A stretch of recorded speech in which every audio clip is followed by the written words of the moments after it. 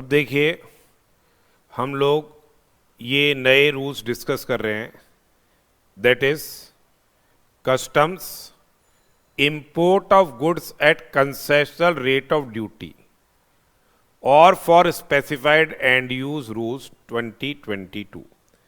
ठीक है, नए रूल्स आए हैं। जो पहले थे customs import of goods at concessional rate of duty rules 2017, उनको रिप्लेस करके ये नए रूल्स आए हैं। तो यहाँ पे बेसिकली क्या है सिचुएशन, ये देखिए। जैसे कस्टम्स के अंदर सपोज करो कोई एग्जेम्पशन नोटिफिकेशन जारी किया गया। कस्टम में एग्जेम्पशन नोटिफिकेशन जारी होते हैं, तो ये एग्जेम्पशन नोटिफिकेशन जारी किया गया 25(1) के अंदर, जनरल एग्जेम्पशन है, ये जारी किया गया।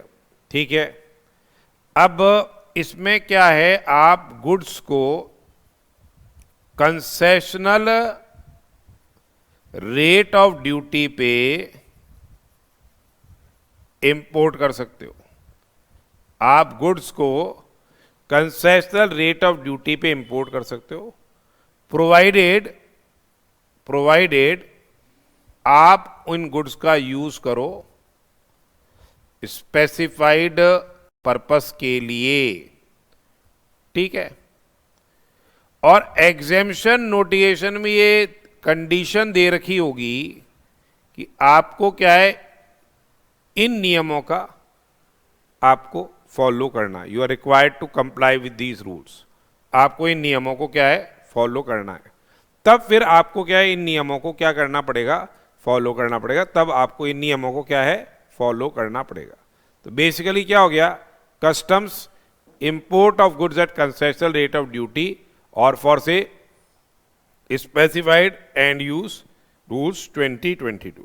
इंपोर्ट ऑफ गुड्स एट से कंसेशनल रेट ऑफ ड्यूटी या स्पेसिफाइड एंड यूज। जैसे समझने की बात देखो, ऐसी एग्जाम्पल ले रहा हूं मैं। ठीक है, ये एग्जाम्पल ले रहा हूं। जैसे सपोज करो सीमेंट है से इस पे ड्यूटी की रेट इंपोर्ट की से 15% है। इस पे 15% ड्यूटी की रेट फॉर एग्जाम्पल है। अब इन्होंने बोला कि आप सीमेंट इंपोर्ट कर सकते हो एट कंसेशनल रेट। इन्होंने ये बोला आप सीमेंट इंपोर्ट कर सकते हो at concessional rate. Cement import कर सकते हो एट कंसेशनल रेट, यानी 5% की रेट पे सीमेंट इंपोर्ट कर सकते हो। यानी यहाँ 5% की रेट पे ये सीमेंट इंपोर्ट की जा सकती है। 5% की रेट पे सीमेंट आप क्या है, इंपोर्ट कर सकते हो। ठीक है, पर यहाँ ये 5% के बेनिफिट कंसेशन का कब अलाउ होगा, जब आप इसका यूज करोगे गवर्नमेंट ओन्ड इंफ्रास्ट्रक्चर प्रोजेक्ट में। गवर्नमेंट ओन्ड इंफ्रास्ट्रक्चर प्रोजेक्ट में आप इसका यूज करोगे। एग्जाम्पल ले रहा हूं मैं। तो अब ये तो कंट्रोल रखना पड़ेगा ना, क्या कंट्रोल रखना पड़ेगा कि आप इस सीमेंट का यूज क्या करो, गवर्नमेंट बेस्ड इंफ्रास्ट्रक्चर प्रोजेक्ट में करो। आपने इंपोर्ट तो कर लिया उसको कंसेशनल रेट पे 5% पे, और फिर आपने उससे खुद का घर का इंफ्रास्ट्रक्चर बनवा लिया, यानी खुद का घर डेवलप करा लिया उस सीमेंट से, तब तो गलत हो गया।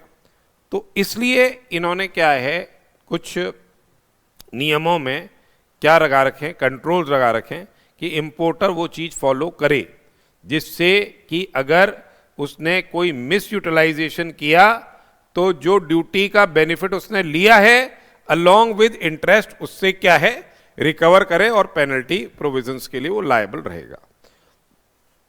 तो अपन स्टार्ट करते हैं। देखिए, भूमिका तो आपकी बंदी गई। ठीक है, अब इन नियमों का कहाँ आपको अप्लाई करना है, कहाँ ये बोला जाएगा कि we are required to follow these rules, where these rules are applicable, कहाँ पे ये लागू होंगे, कहाँ पे एप्लीकेबल होंगे।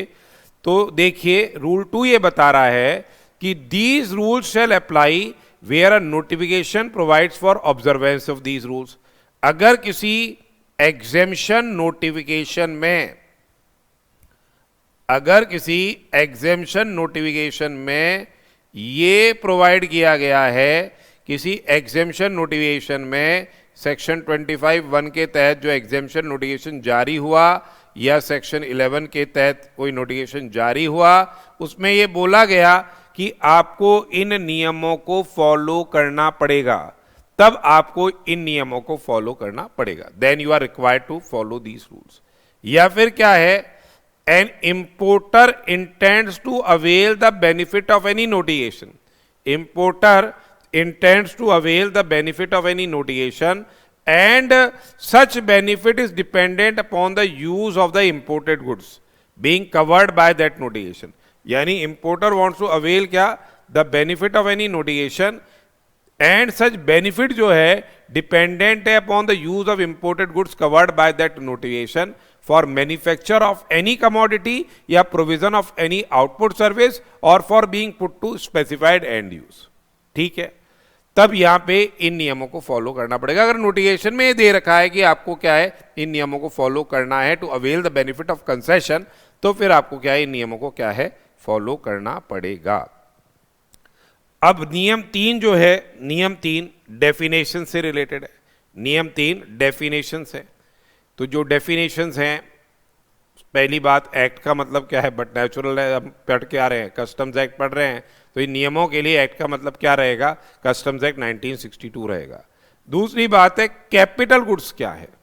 कैपिटल गुड्स क्या हो गए, कैपिटल गुड्स वो गुड्स हो गए जिनकी वैल्यू आपने क्या है, कैपिटलाइज की है अपने बुक्स ऑफ अकाउंट में। आईटीसी में भी अपन ने देखा था, कैपिटल गुड्स क्या हो गए, कैपिटल गुड्स वो हो गए जिनकी वैल्यू क्या की गई है, कैपिटलाइज की गई है in the books of accounts of the importer. अपनी बुक्स ऑफ अकाउंट्स में इंपोर्टर ने जिन गुड्स की वैल्यू को कैपिटलाइज किया है वो कैपिटल गुड्स है। ठीक है, तो कैपिटल गुड्स भी आप यूज कर सकते हो इंटेंडेड पर्पस के लिए, और आपके यूटिलाइज होने के बाद आप उनका रिमूवल भी कर सकते हो, और डेप्रिसिएटेड वैल्यू पे जो वैल्यू निकल के आती है उस पर आपको टैक्स ड्यूटी देनी पड़ती है। कस्टम्स ऑटोमेटेड सिस्टम क्या हो गया, Indian customs electronic data interchange system, जो ICEDIS है, ये क्या है, कस्टम्स ऑटोमेटेड सिस्टम है। अब अपन कंसेशन अवेल कर रहे हैं, ठीक है, और अगर आपने कंसेशन अवेल कर लिया और बाद में आपने यूटिलाइजेशन नहीं किया, तो आपसे वो ड्यूटी जितना बेनिफिट है वो रिकवर करेंगे अलॉन्ग विद इंटरेस्ट, और इंटरेस्ट लगता है डेट ऑफ इंपोर्ट से लेके जब तक आप उस ड्यूटी का वापस से पेमेंट नहीं कर देते हो। तो डेट ऑफ इंपोर्ट क्या हो गई, date of import basically means the date जब proper officer gives an order permitting clearance of goods for home consumption. Date of import क्या हो गई, डेट हो गई जब प्रॉपर ऑफिसर आपको ऑर्डर देगा अंडर 47। सर 47 में आदेश आता है परमिटिंग क्या, clearance of goods for home consumption. Date of import ही हो गई जब आपके प्रॉपर ऑफिसर आपको आदेश दे रहा है सेक्शन 47 के अंदर permitting clearance of goods for home consumption. फिर फॉर्म का मतलब जो फॉर्म इन नियमों में अपेंडेड है, अपने को इंफॉर्मेशन देनी है, इंपोर्टर को ये इंफॉर्मेशन देनी है कि वो इस एग्जेम्पशन नोटिफिकेशन का बेनिफिट अवेल करना चाहता है। तो इंफॉर्मेशन क्या हो गई, information means what, the information provided by the importer who intends to avail the benefit of the notification. Information means the information provided by the importer who intends to avail the benefit of a notification. फिर आती है बात क्या, job work. Job work क्या होता है, basically what job work is, normal circumstances में importer ने गुड्स इंपोर्ट किए, इंपोर्टर ने गुड्स इंपोर्ट किए और इसको ट्रीटमेंट या प्रोसेसिंग करने के लिए या मैन्युफैक्चरिंग करने के लिए किसी अदर पर्सन को ये माल दे दिया, तो ये अदर पर्सन जो हो गया, ये तो हो गया जॉब वर्कर, ये हो गया क्या, जॉब वर्कर। और जो कार्य कर रहा है उन गुड्स पे, that is basically what, job work. जो कार्य कर रहा है उन गुड्स पे वो क्या है, जॉब वर्क है। तो जॉब वर्क बेसिकली क्या हो गया, job work means any treatment और अ प्रोसेस या manufacture, this must be consistent with exemption notification. that has been undertaken by a person on goods belonging to the importer. पर इसकी ambit में कौन सा जॉब वर्क, किसका job work नहीं आ रहा? गोल्ड के रिलेशन में, jewellery and articles thereof and other precious metals and stones, यहां एक्सक्लूड कर दिया. तो देखिए job work basically means treatment, process या manufacture consistent with the notification undertaken by a person on goods belonging to the importer. तो जो ये person है ये क्या हो गया? जॉब वर्कर हो गया. Except gold, jewellery and articles thereof and other precious metal or stones. And who is a job worker? That basically the person who is undertaking these processes on the goods belonging to the say importer. Here the person who is undertaking those processes is a job worker. Okay, तो अब ये job work की बात हो गई. अब next आता है हमारे पास क्या? Jurisdictional custom officer. तो देखिए जो कस्टम ऑफिसर यानी जो सुपरिंटेंडेंट हो गया या अप्रेजर हो गया ऑफ कस्टम्स, ये सुपरिंटेंडेंट या अप्रेजर ऑफ कस्टम्स हो गए जिसका जो इंपोर्टर है,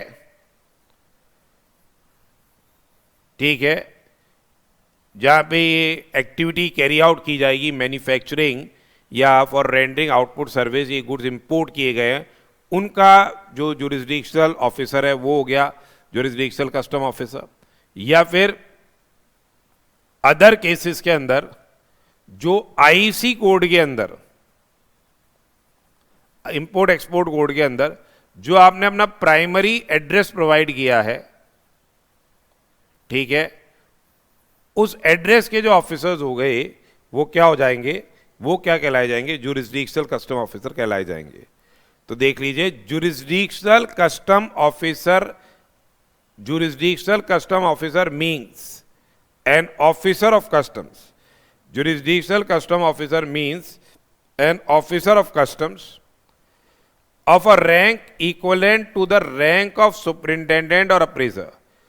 Jurisdictional custom officer means an officer of a rank equivalent to the rank of superintendent or appraiser exercising jurisdiction over the premises where either the goods imported shall be put to use for manufacture or for rendering of output service. या फिर क्या है? Primary address specified in the importer export code. Primary address specified in the importers exporters code, IEC code issued by the DGFT. ठीक है, IEC code. Manufacture क्या होता है? आपने देखा ही है, raw material loses its existence and a new commodity comes into existence having different name, characteristics and use. वो क्या होता है? मैन्युफैक्चरिंग हो गया. तो basically what manufacturing is, manufacturing क्या हो गई? Manufacture basically means processing of raw material. Manufacture क्या है? Processing of raw material या inputs by the importer in any manner as results in emergence of a new product having distinct nature, characteristics or use or name. Having distinct nature, characteristics, use or name. और जो manufacturer है, term manufacturer, it will be say construed accordingly. And the term manufacturer shall be construed accordingly. Notification क्या हो गया? Notification issued under section 25(1). Notification includes what? Notification which has been issued under 25(1). ये general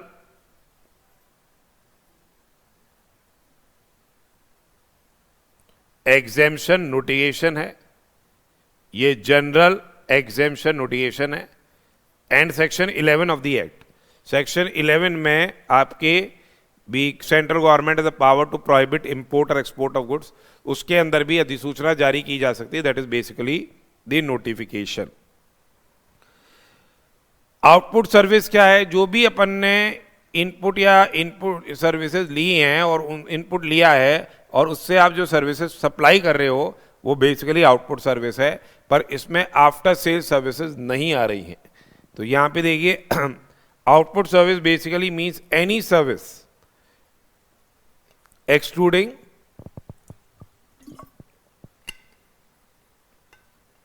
after sales services. Any service excluding क्या? After sales services utilising the imported goods. फिर आप import कर सकते हो गुड्स का स्पेसिफाइड एंड यूज करने के लिए। What specified end use is? Specified end use basically is dealing with the imported goods in the manner specified in the notification. Specified end use क्या हो गया? आप डीलिंग कर रहे हो विद द गुड्स। जैसे सीमेंट आपको काम में लेनी है इंफ्रास्ट्रक्चर प्रोजेक्ट के लिए, तो dealing with the goods imported in the manner specified in the exemption notification.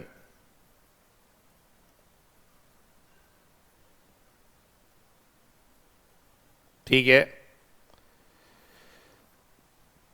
और इसमें इंक्लूड सप्लाई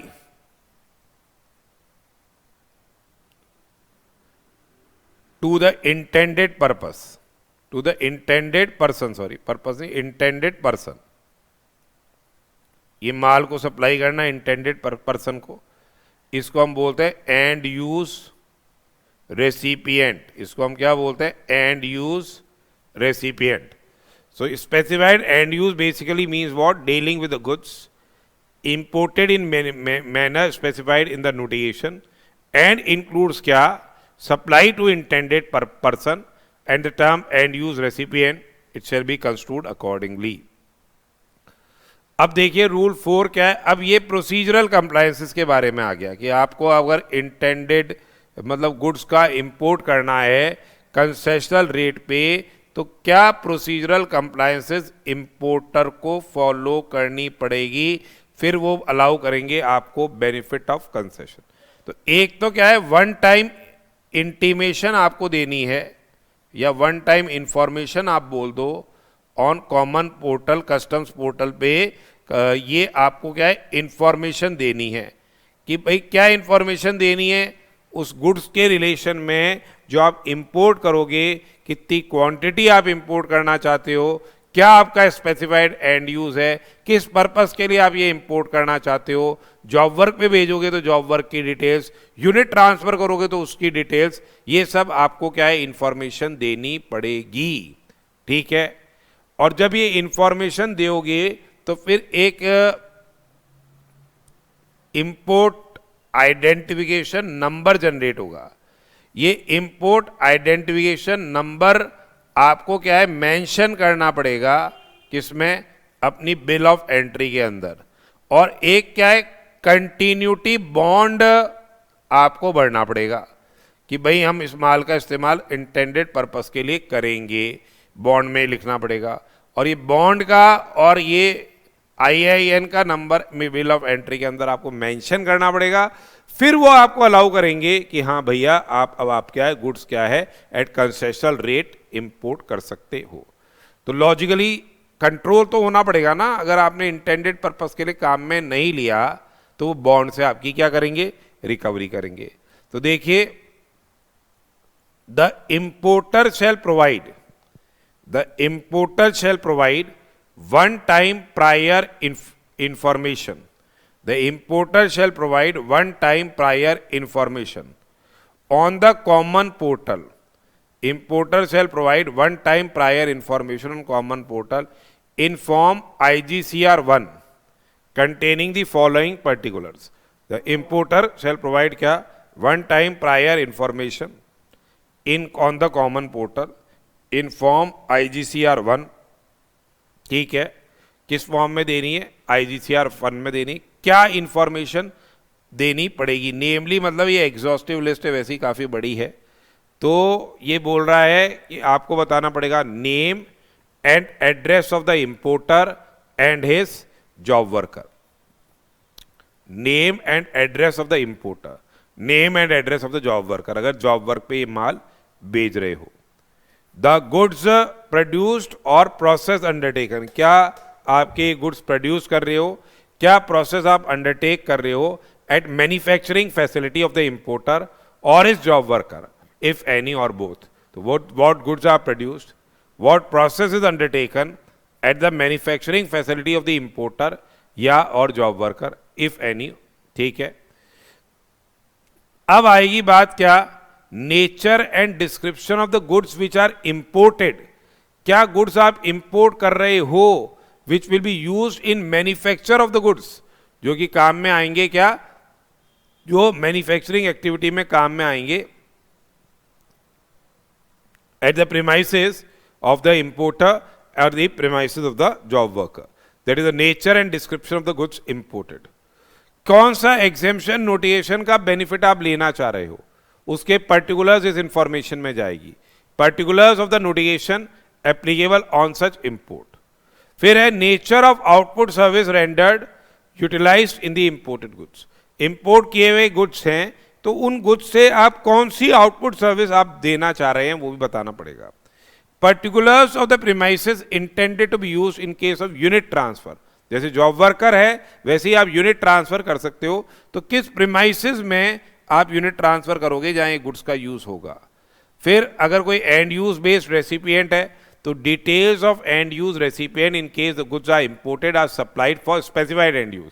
अगर goods are imported for providing for specified end use, ठीक है, तो जैसे एक्सपोर्टर को देना है तो उस केस के अंदर उसकी डिटेल जाएगी। एंड किन पोर्ट से आप ये गुड्स का इंपोर्ट कर रहे हो, that is what the intended ports of import. तो ये इंफॉर्मेशन आपको क्या है, सबमिट करनी पड़ेगी इन form IGCR 1 on the common portal. ये याद रखे जाइएगा, थ्योरेटिकल क्वेश्चन आ सकता है इसमें। अब जब ये इंफॉर्मेशन आप सबमिट कर दोगे तो ये इंफॉर्मेशन एक्सेप्ट की जाएगी और फिर क्या है, आपको import identification number will be generated against such information. और अगर कोई चेंज होता है इस इंफॉर्मेशन में तो आपको अपडेशन करना पड़ेगा। तो देखिए, on acceptance of the information and import of goods at concessional rate of duty identification number, यानी एक import identification number IIN will be generated against such information. IIN generate किया जाएगा अगेंस्ट इंफॉर्मेशन, ठीक है। However, such information may be updated on the common portal in case of there is a change in the details furnished in form of IGCR 1. ठीक है, however, such information that will be updated on the common portal in case there is a change in the details furnished in form IGCR 1. ठीक है, अब एक तो ये information दी और दूसरी क्या है कि अपन ये गुड्स का इंपोर्ट कर रहे हैं at concessional rate of duty.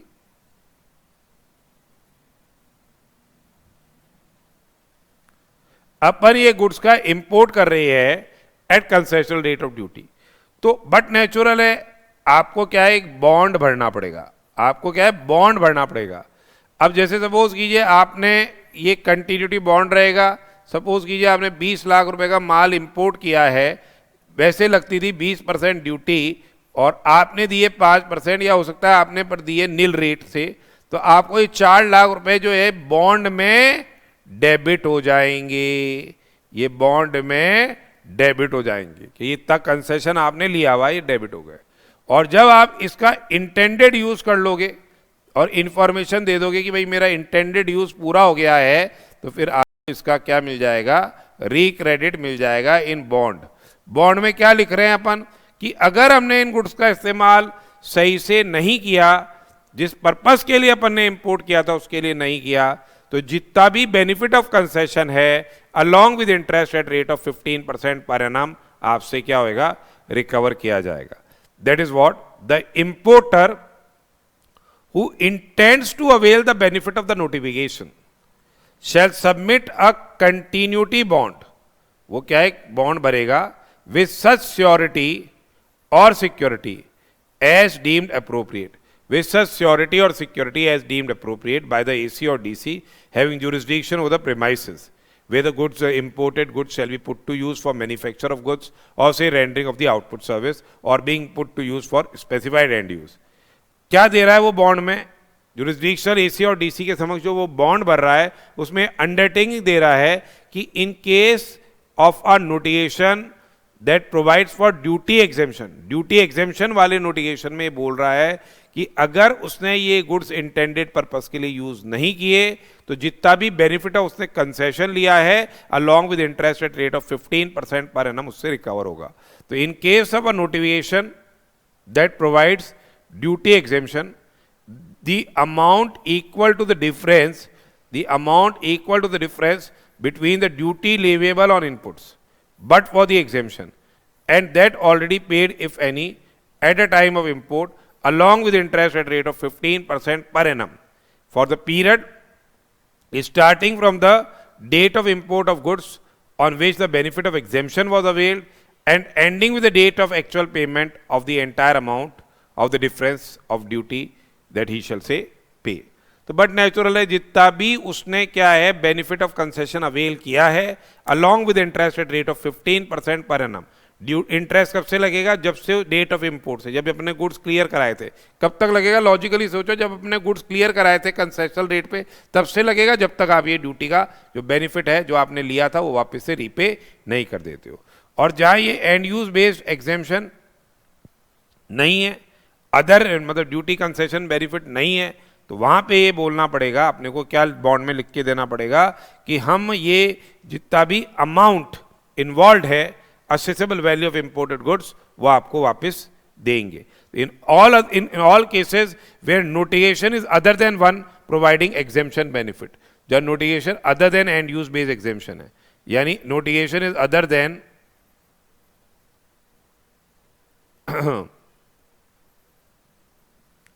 exemption notification. Notification is other than exemption notification. वहां क्या करना पड़ेगा? An amount equal to assessable value of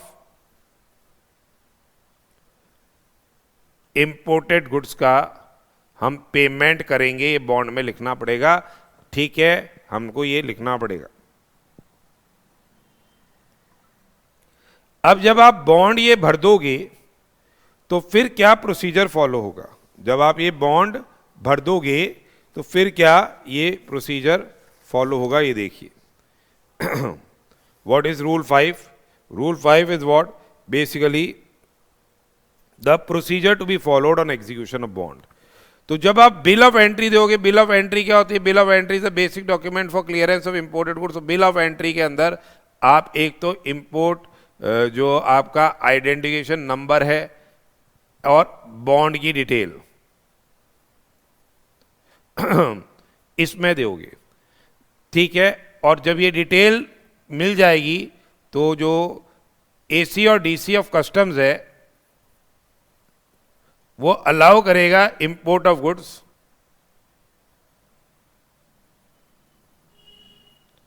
eight concessional rate, और जितना भी अमाउंट ऑफ कंसेशन आपने लिया, अमाउंट ऑफ ड्यूटी कंसेशन जो आपने लिया वो क्या हो जाएगा? डेबिट हो जाएगा इन दी बॉन्ड अकाउंट.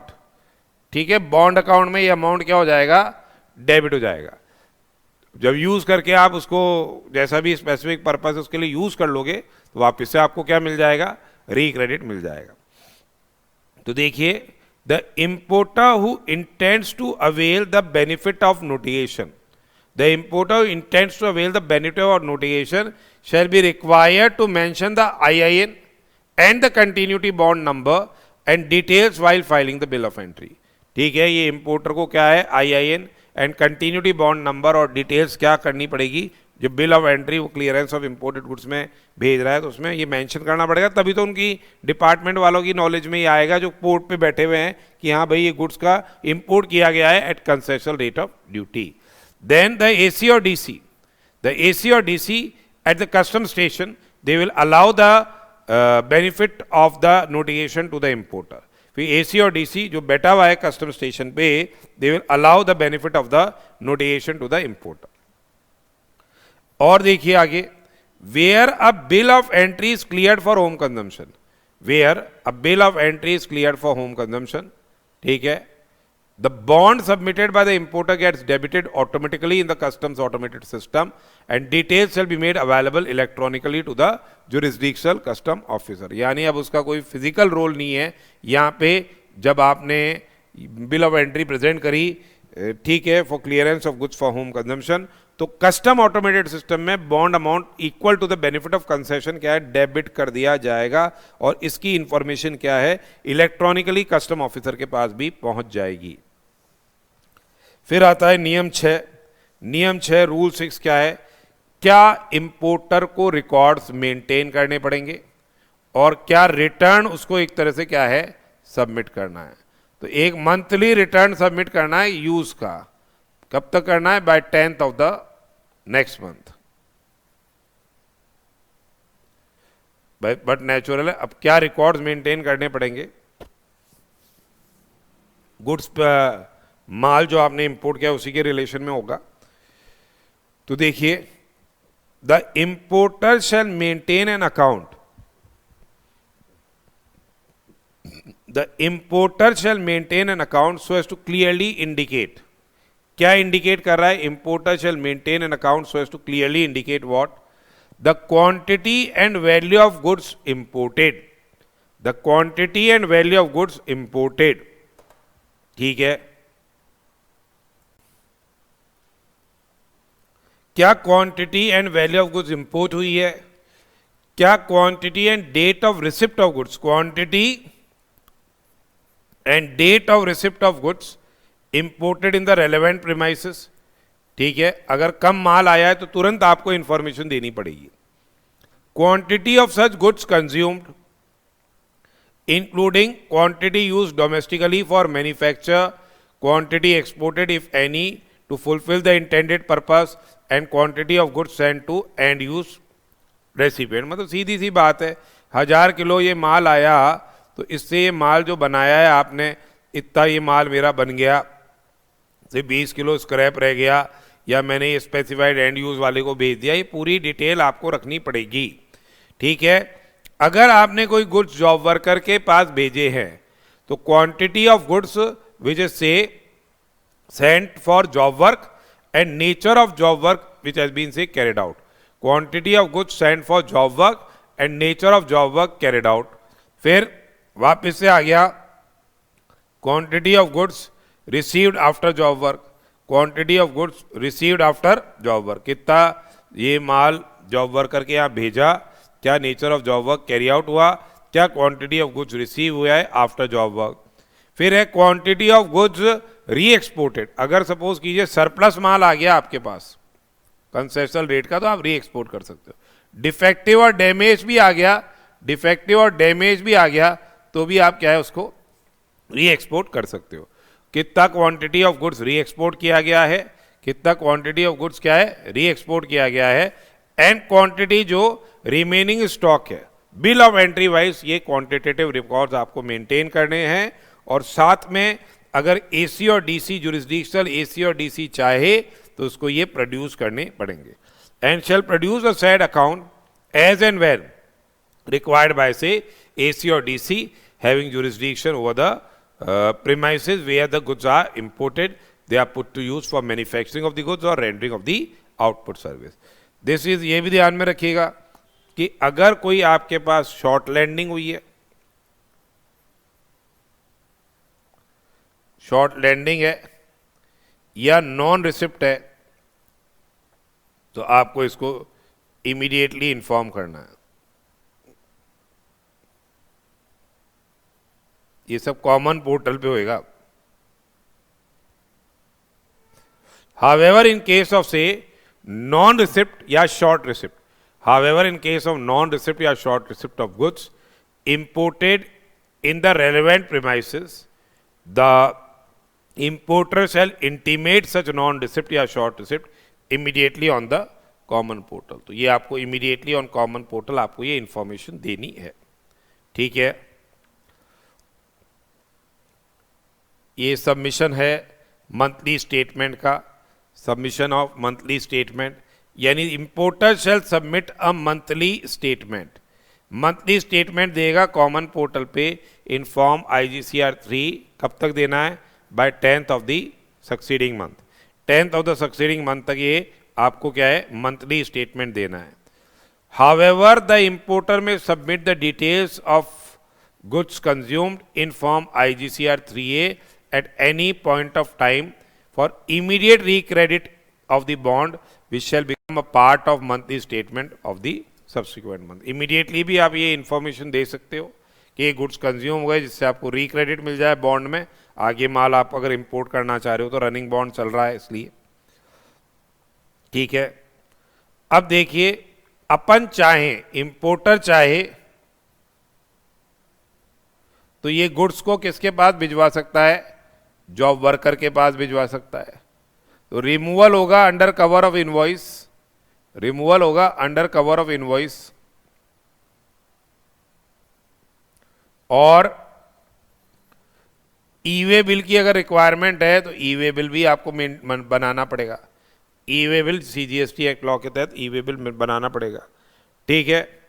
और जो जॉब वर्क पे ये एक्टिविटी कैरी आउट होगी तो मैक्सिमम पीरियड जॉब वर्क पे एक्टिविटी कैरी आउट की जा सकती है 6 महीने, और इंपोर्टर को इसका प्रॉपर रिकॉर्ड मेंटेन करना पड़ेगा और जॉब वर्कर को भी प्रॉपर रिकॉर्ड मेंटेन करना पड़ेगा। इन केस अगर गुड्स आर मिसयूज्ड तो सोल रिस्पॉन्सिबिलिटी किसकी रहेगी, जो रिस्पॉन्सिबिलिटी रहेगी किसकी रहेगी, इंपोर्टर की रहेगी। Importer is responsible for duty, interest and penalty. तो देखिए,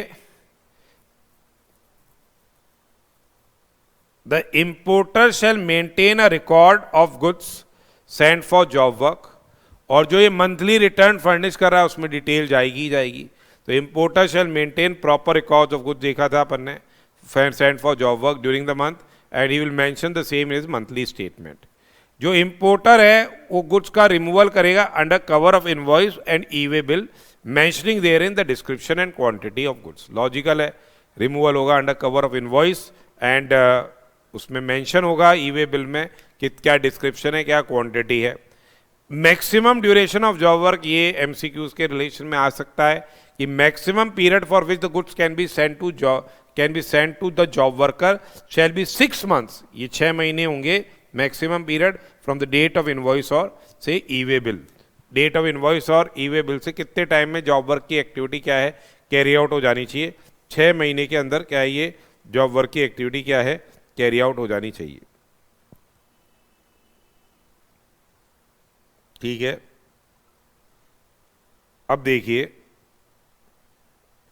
आगे, यदि importer is unable to establish that the goods sent for job work have been used for the intended purpose, अगर ये इंपोर्टर नहीं कर पा रहा प्रूव, ठीक है, ठीक है, तो उस केस के अंदर इंपोर्टर से रिकवरी होगी। तो इंपोर्टर बेसिकली लायबल हो जाएगा in case importer is unable to establish that the goods sent for job work have been used for the particulars mentioned in rule 4। Intended use के लिए काम में नहीं लिया गया तो इंपोर्टर लायबल होगा, और रूल 11 और रूल 12 के तहत उसके इंटरेस्ट पेनल्टी की जो प्रोविजंस है वो अप्लाई होंगे। अब क्या ड्यूटीज ऑफ जॉब वर्क है, जॉब वर्कर की क्या ड्यूटीज है, तो देखो जॉब वर्कर की क्या रिस्पॉन्सिबिलिटीज है। जॉब वर्कर मेंटेन करेगा an account of receipt of goods, जो मैन्युफैक्चरिंग प्रोसेस उसने अंडरटेक किए हैं, and waste generated if any during such process. he will maintain an account of receipt of goods, manufacturing process undertaken thereon, and waste generated if any during any such process, and produce the account details before the jurisdictional custom officer। ये account details produce करेगा before the jurisdictional custom officer as and when required by the said officer। ये produce करेगा account details before the jurisdictional custom officer as and when required by the said officer। and फिर क्या है, after completion of job work send the processed goods to the importer या फिर another job worker as per the direction of the importer for carrying out the remaining process। ये जो removal होगा वो under cover of E way bill होगा, invoice के तहत ये वापस से क्या है रिमूवल किया जाएगा। तो बेसिकली जॉब वर्कर को भी पूरे प्रॉपर अकाउंट्स मेंटेन करने हैं, जब भी कस्टम ऑफिसर मांगे ये अकाउंट्स उसको क्या करने पड़ेंगे, प्रोड्यूस करने पड़ेंगे, और जब जॉब वर्क की एक्टिविटी कैरी आउट हो जाएगी तो वापस से मैन्युफैक्चरर के पास या उसके कहने पे दूसरे जॉब वर्कर के यहाँ ये माल भेजा जाएगा। इसी हिसाब से जैसा जॉब वर्क है वैसे के वैसे ही प्रोविजंस रूल 8 के अंदर दे रखे हैं, रूल 8 में वैसे के वैसे प्रोविजंस दे रखे हैं, वो इंटर यूनिट ट्रांसफर है, आपकी यूनिट को ट्रांसफर किया जा रहा है, वही रूल 8 में दे रखा है. That is what the importer basically will maintain record of the goods send for unit transfer during the month. Unit transfer के लिए अगर गुड्स का रिमूवल हुआ है, goods are removed for unit transfer, इसके क्या है, इसके रिकॉर्ड आपको मेंटेन कर रहे हैं, ठीक है. और ये मंथली स्टेटमेंट के अंदर इसको आपको मेंशन करना पड़ेगा, ठीक है. यहां भी जो रिमूवल है गुड्स का, ये अंडर कवर ऑफ इनवॉइस, और ये ई वे बिल होगा, ठीक है. ये ई वे बिल होगा इफ सो नीडेड. तो जो importer shall send the goods under an invoice or wherever applicable through e way bill as specified in the CGST rules mentioning the description and quantity of the goods. फिर जो other compliances by unit, जो उसकी unit है उसको क्या compliances करनी पड़ेगी, ठीक है. The importer shall, in relation to transfer of goods to another unit, maintain an account of receipt of goods. Manufacturing process जो undertake किया गया है वहाँ, waste generated if any during such process. और ये jurisdictional custom officer को ये accounts बताने पड़ेंगे as and when required. और ये after completion of the said processes, ये process goods क्या है, वापस से importer की premises पे आ जाएंगे जहाँ से goods receive किए गए थे, या जॉब वर्कर के पास भेज दिए जाएंगे as per the instruction of the importer under cover of invoice and e way bill, ठीक है. तो ये देख लीजिएगा आप. फिर देखो, अगर आपने ये एंड यूज बेस्ड रेसिपिएंट को माल भेजना है, तो एंड यूज बेस्ड रेसिपिएंट को क्या है, माल भेजना है, तो उसके रिलेशन में भी क्या है, आपको प्रॉपर रिकॉर्ड मेंटेन करने पड़ेंगे. दैट इज इंपोर्टर जो है शैल मेंटेन क्या, record of the goods supplied to end use recipient. कितना माल उसने एंड यूज रेसिपिएंट को इस महीने में भेजा है, और ही will mention the same in the monthly statement. He will mention the same in क्या, द मंथली स्टेटमेंट, ठीक है. जो रिमूवल होगा गुड्स का वो होगा under cover of invoice and e way bill. तो importer shall send the goods, importer shall send the goods under an invoice or wherever applicable through e-way bill as specified in the CGST Act mentioning the description and the quantity, ठीक है. और जो and use recipient है, and use recipient है, या से replenishment के against ये माल मिला है, या एक्सपोर्ट के लिए माल मिला है, एक्सपोर्ट अगेंस्ट सप्लाई, ठीक है.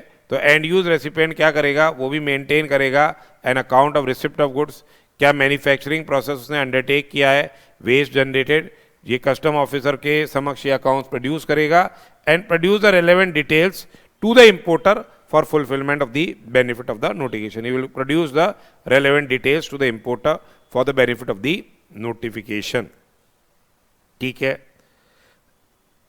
अब देखिए, अगर कोई गुड्स आपके एक्सेसिव आ गए, ज़्यादा मंगा लिया माल, या तो आप इसको वापस से क्या कर दो, री एक्सपोर्ट कर दो, या इनको क्या कर दो, क्लियर करा दो, क्लियरेंस करा दो फॉर होम कंजम्पशन के लिए. अगर होम कंजम्पशन के लिए क्लियर कराते हो तो जितना ड्यूटी कंसेशन आपने लिया अलॉन्ग विद इंटरेस्ट, आप ये क्या है, पे कर देना भैया. आपके ये गुड्स डिफेक्टिव और डैमेज आ गए तब भी ये प्रोसीजर रहेगा, ठीक है. और ये अपने मंथली स्टेटमेंट के अंदर आपको ये इंफॉर्मेशन देनी पड़ेगी. तो देखिए, the importer who has availed the benefit of notification, the importer who has availed the benefit of notification shall use the imported goods in accordance with the conditions mentioned in the concerned notification within the period, and with respect to unutilised, अगर कोई unutilised goods है या defective goods है, the importer shall an option, क्या option रहेगा, या तो उसको वो वापस से क्या कर दे, री एक्सपोर्ट कर दे, या तो उसके बाद वो वापस से री एक्सपोर्ट कर दे, या उसको क्लियर करा दे होम कंजम्पशन के लिए with in the period mentioned in the notification. ठीक है, जो period mentioned in the notification है, और नोटिफिकेशन के अंदर अगर कोई पीरियड मेंशन नहीं है, within 6 month from the date of import, within 6 month from the date of import, अगर नोटिफिकेशन के अंदर कोई पीरियड मेंशन नहीं है। However, the said period of 6 months, however, the said period of 6 months can be further extended. Said period of 6 months can be further extended by jurisdictional commissioner for a period not exceeding 3 months. Said period of 6 months क्या है, extend किया जा सकता है किसके द्वारा, jurisdictional commissioner के द्वारा, for a period not exceeding 3 months if sufficient reasons is shown that the causes for non conforming to the time was beyond the control of the importer. तो 3 महीने के लिए फर्दर एक्सटेंड किया जा सकता है। और ये जो भी आपने माल का री एक्सपोर्ट किया है, जो अनयूटिलाइज गुड्स का या डिफेक्टिव गुड्स का, वो आपको क्या करना पड़ेगा, मंथली स्टेटमेंट के अंदर मेंशन करना पड़ेगा। और यह ध्यान में रखिएगा, जो वैल्यू ऑफ गुड्स है एट द टाइम ऑफ री एक्सपोर्ट, ठीक है, shall not be less than what, shall not be less than value of goods at a time of import। ठीक है, उससे कम नहीं होनी चाहिए। फिर है आपके आगे payment of duty and interest on clearance of goods for home consumption. Voluntarily आप पे कर दीजिए ड्यूटी, तो बॉन्ड से रिकवर करेंगे। The importer who intends to clear the unutilised, the importer who intends to clear the unutilised और से defective goods for home consumption shall have option of voluntary payment of applicable duty along with interest, ठीक है, on the common portal, and the particulars of such clearance and duty payment shall be recorded by the importer in the monthly statement. Particulars of the duty payment shall be recorded by the importer in the monthly statement। ठीक है,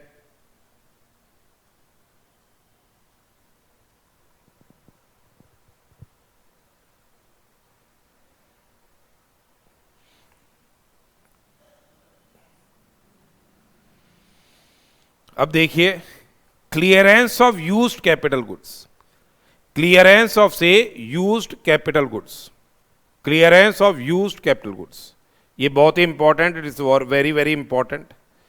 आप क्या है, used capital goods का भी क्या कर सकते हो, यूज्ड कैपिटल गुड्स का भी आप क्या कर सकते हो, इसको क्लियर करा सकते हो ऑन पेमेंट ऑफ ड्यूटी। देखो, अपन ने जब इंपोर्ट किया था इन गुड्स पे ड्यूटी 15% थी, ये ड्यूटी प्रिवलेंट थी और अपन ने दी थी 5% ड्यूटी अपन ने दी थी।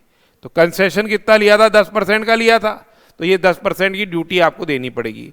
पर अब तो ये यूज हो गए, तो इनकी वैल्यू क्या होगी, इनकी वैल्यू हो जाएगी डेप्रीसिएट, इनकी वैल्यू हो जाएगी डेप्रीसिएट। डेप्रीसिएशन कैसे करना है, फर्स्ट ईयर में करना है 4% पर क्वार्टर और पार्ट देयर ऑफ।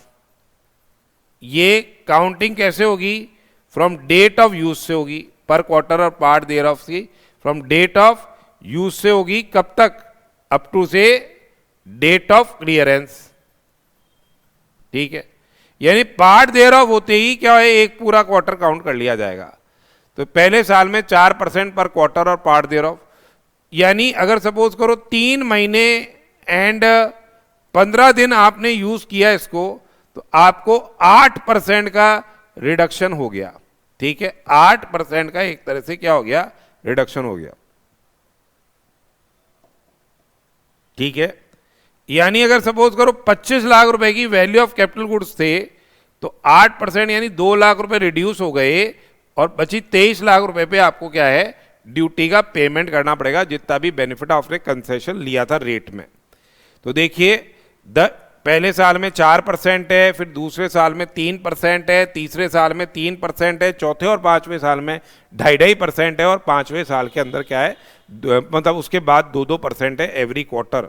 ठीक है, तो देखिए the importer shall have an option, importer shall have an option to clear the capital goods imported after having been used for a specified purpose on payment of duty equal to what the difference between the duty leviable on such goods but for the exemption availed, यानी exemption नहीं होता तो कितनी duty थी 15% और कितनी already पे कर दी 5% along with interest at rate of 15% per annum। किस पे देनी है ये ड्यूटी? डेप्रिसिएटेड वैल्यू पे देनी है। किस पे देनी है ये ड्यूटी? डेप्रिसिएटेड वैल्यू पे देनी है और डेप्रिसिएटेड एसएलएम मेथड पे निकाला जा रहा है। पहले साल के अंदर क्या हो गया, for every quarter of in the first year 4% है, for every quarter in the first year 4% है, for every quarter in the second year 3% है, for every quarter in the second year 3% है, for every quarter in third year 3% है, for every quarter in third year 3% है, फिर every quarter in fourth and fifth year 2.5% है, for every quarter in fourth and fifth year क्या हो गया 2.5% हो गया एंड फॉर देयर आफ्टर 2% हो गया। ठीक है, और ये जो डिटेल्स आपने वॉलंटरी पेमेंट किया है ड्यूटी का अलॉन्ग विद इंटरेस्ट, ये आपको कॉमन पोर्टल पे देनी पड़ेगी। ठीक है, और ये रिकॉर्ड किया जाएगा किसमें, आपके जो मंथली स्टेटमेंट में। अब यहां पे इन्होंने बोल ही दिया for computing the rate of depreciation under this rule or for any part of quarter full quarter shall be taken into account, यानी फुल क्वार्टर को अकाउंट फॉर करेंगे and depreciation shall be allowed from the date when the capital goods were imported have been put to use, ये जब से use में आए हैं as laid down in the notification up to the date of clearance. ठीक है, तो ये देख लीजिएगा। अब आती है बात क्या, रूल 11, यदि आपने गुड्स का इंटेंडेड पर्पस के लिए are not put to use, तो फिर जो बेनिफिट है ऑफ कंसेशन जो आपने अवेल किया था अलॉन्ग विद इंटरेस्ट आपसे रिकवर होगा अगर कंसेशनल रेट ऑफ ड्यूटी में माल आया है। नहीं तो अदर केस में जो वैल्यू ऑफ गुड्स है, असेसेबल वैल्यू ऑफ गुड्स है, वो रिकवर होगी किससे, बॉन्ड से, और पेनल्टी के प्रोविजंस भी अप्लाई होंगे, पेनल्टी के प्रोविजंस भी क्या होंगे, अप्लाई होंगे। तो देखिए इन event of any failure, in event of any failure on the part of the importer to comply with the above conditions, ठीक है, और where payment as specified above, जो आपने पेमेंट करना था वो नहीं किया, वॉलंटरी पेमेंट या शॉर्ट पेमेंट किया है, तो AC और DC having jurisdiction over the premises of the imported goods, over the premises where the imported goods shall be put to use for manufacture of the goods या specified end use या for rendering of output service shall take action by invoking bond, bond invoke किया जाएगा to initiate recovery proceedings of an amount as under। तो यहां पे कैसे हो रहा है, जब अगर एग्जेम्पशन कंसेशनल रेट पे माल आया है तो जितना भी कंसेशन का बेनिफिट आपने जितना भी कंसेशन आपने लिया है along with interest at rate of 15% per annum वो आपसे रिकवर होगा। इंटरेस्ट कब से लगेगा, date of clearance of imported goods से लगेगा, date of clearance of imported goods से लगेगा। ठीक है, टिल द डेट जब ये आप ड्यूटी का अमाउंट वापस से पे नहीं कर देते। और in case where notification is other than exemption notification, duty exemption नहीं है वो अदर नोटिफिकेशन है, तो जितना भी असेसेबल वैल्यू ऑफ गुड्स है, जितनी भी असेसेबल वैल्यू ऑफ गुड्स है, जैसे अपन ने पहले बोला, वो आपसे क्या होगी, रिकवर होगी, वो आपसे क्या होगी, रिकवर होगी। देखिए आगे, notwithstanding anything contained in these rules in relation to removal and processing of imported goods for job work, ये जॉब वर्क कर गया, the importer shall be responsible for ensuring that the goods are used in accordance with the purposes specified in the notification. Goods are used in accordance with the purposes specified in the notification, and in event of failure to do so, AC or DC of customs having jurisdiction over the premises where imported goods shall be put to use for manufacture of goods or for specified end use or for rendering of output service shall take action in accordance with these rules. They will take what? Action in accordance with these rules without prejudice to what? Any other action which may be taken under the Act or the rules and regulations made thereunder or under any other law for the time being in force. Without, say, prejudice to what? Any other action that may be taken under the Act or the rules and regulations made thereunder or under any other law. ठीक है, तो ये किससे? Principal will be liable. Then penalty के provisions हैं. The importer of or a job worker जिसने contravention किया है इन नियमों का, या he assist in contravention. Abets मतलब क्या होता है? Assist in wrong doing. जो असिस्ट करता है इन कॉन्ट्रावेंशन, उसके ऊपर पेनल्टी लगेगी to the extent of rupees what 2 lakh. उस पर ऊपर पेनल्टी लगेगी. 117 में जनरल पेनल्टी 102 लाख है, to the extent of rupees 2 lakh without prejudice to any other action that may be taken under the act, rules and regulations. तो ठीक है, तो फंडामेंटली आपने ये देखा कि अगर आपको किसी एग्जेम्पशन नोटिफिकेशन के अंदर ये लिखा गया है कि आपको इन नियमों को फॉलो करना होगा, तो इन नियमों को आपको फॉलो करना होगा. स्पेसिफाइड एंड यूज के लिए बोला गया है नोटिफिकेशन को फॉलो करने के लिए, तब इन नोटिफिकेशंस को आपको फॉलो कर, इन नियमों को क्या है उस केस के अंदर फॉलो करना होगा. तो this was all about what these rules. ये काफ़ी इंपॉर्टेंट है, एग्जाम में आने के इनके चांसेस है, अच्छे से करके जाइएगा.